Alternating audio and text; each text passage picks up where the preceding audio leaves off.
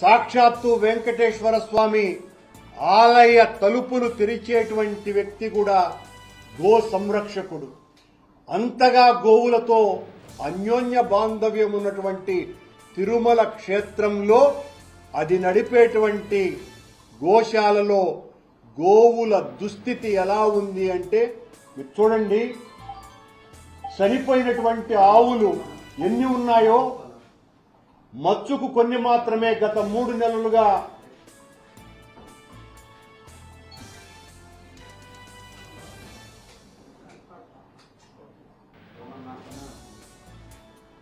అత్యంత పవిత్రమైనటువంటి దేశవాళీ ఆవుల యొక్క పరిస్థితి ఇదంతా కూడా మన గోశాలలో జరిగినటువంటి దుస్థితి. భగవంతుడితో సమానమైనటువంటి గోవులకు పట్టినటువంటి గతి. మచ్చుకు కొన్ని మాత్రమే. ఇవి మా పరిశోధనలో దొరికినటువంటివి మాత్రమే. ఇవి కాకుండా ఎన్నో ఆవులు మరణించినాయి. దిక్కుమొక్కు లేకుండా వాటిల్ని కనీసం పోస్ట్ మార్టం చేయకుండా ఎందుకు చచ్చిపోయినాయో అనేటువంటి విషయాలను కూడా మరుగున పరిచి దాదాపు ఈ 3 నెలల్లో దాదాపు 100కు పైగా దేశవాళీ ఆవులు మరణించినాయి.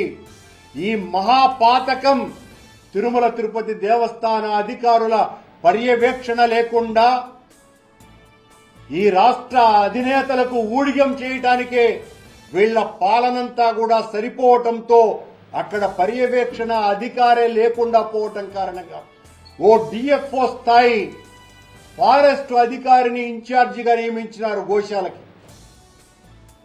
ఆ గోశాలకు నియమించినటువంటి అధికారికి గోవుల పరిరక్షణకు ఏ రకమైనటువంటి సంబంధము లేదు. ఈ రకంగా ఇంత దారుణాలు జరుగుతున్నాయి. వీట్ల మీద వెంటనే విచారణ జరిపించాల్సినటువంటి అవసరం ఉన్నది. ఇంత దారుణం ఈ కొండ మీద ఈ పరిపాలకుల యొక్క దాస్తికానికి అత్యంత పవిత్రమైనటువంటి మన తల్లి కంటే కూడా గొప్పదైనటువంటి అమ్మ గోమాతకు జరుగుతున్నటువంటి ఘోరం ఇది. సనాతన వైదిక సంస్కృతి సాంప్రదాయాలలో గోవుకున్నటువంటి స్థానం అపూర్వమైనటువంటిది. వేదభారతి గో విజ్ఞానానికి గోవుపై ఆధారిత వ్యవసాయానికి పెద్దపీట వేసింది. తరతరాలుగా ప్రకృతి పరిరక్షణకు ఆవు పేడతోనే అలకాలని మన పెద్దలు చెప్పినారు. ఆవు పేడ వల్ల విష క్రిమికీటకాదులు దూరమవుతాయి, పవిత్రత సిద్ధిస్తుంది. గోమూత్రం ఆరోగ్యప్రదాయకం.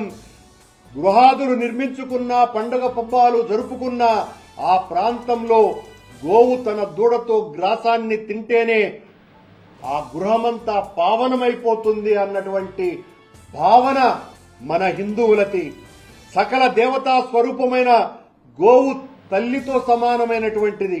అందుకే తల్లిపాలు అందని పసిపిల్లలకు అమృతం గోక్షీరం.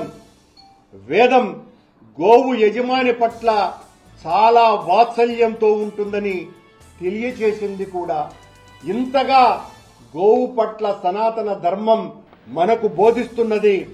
గోవు యజమాని కుటుంబంలో ఎవరికైనా కూడా అనారోగ్యం సంభవిస్తుంది అంటే ముందుగానే తెలుసుకొని ఆ గోవు అడవుల్లో వనమూలికల్ని తృణాల్ని తిని ఆ మూలికల ద్వారా నాణ్యమైనటువంటి ఆరోగ్యానికి ఆ ఇంటికంతా కూడా అందజేస్తుంది అన్నది చారిత్రక పరిశోధనల వలన హిందూ ధర్మం యొక్క నమ్మకంగా అది అందరి విశ్వాసంగా భాసిల్లుతున్నది.